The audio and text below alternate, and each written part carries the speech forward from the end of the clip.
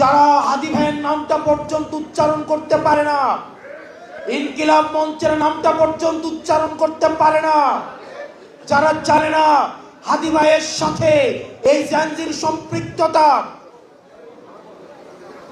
এই বাংলাদেশের ভবিষ্যৎ পুনর্গঠনে হাদি ভাইয়ের চিন্তা মনস্তত্ত্ব কতটা প্রতিফলিত হয়, যারা এই জিনিসটা ধরতে পারে না তাদের কাছে হাদি ভাইকে গিলিপিগি মনে হবে।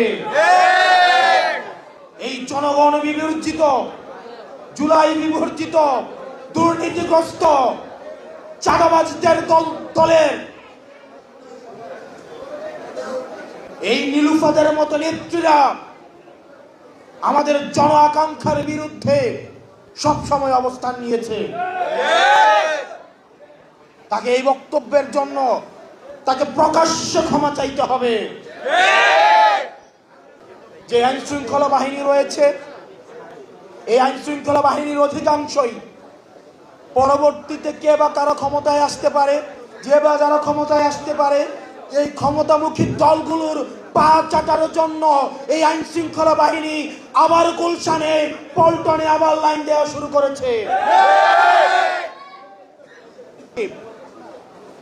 আগামী যে আমাদের দীর্ঘদিনের আকাঙ্ক্ষিত যে নির্বাচন, সেই নির্বাচনকে সামনে রেখে আমরা দেখতে পাচ্ছি বিভিন্নভাবে ষড়যন্ত্র করা হচ্ছে।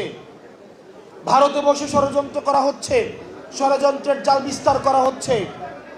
নির্বাচনে একটা গুরুত্বপূর্ণ আম্পায়ারের ভূমিকা রাখে প্রশাসন এবং পুলিশ, কিন্তু আমরা দেখেছি গত 3টা নির্বাচনে এই প্রশাসন এবং পুলিশ তারা আম্পায়ার না হয়ে, রেফারি না হয়ে তারা নিজেরাই খেলোয়াড়ের ভূমিকায় অবতীর্ণ হয়েছিল।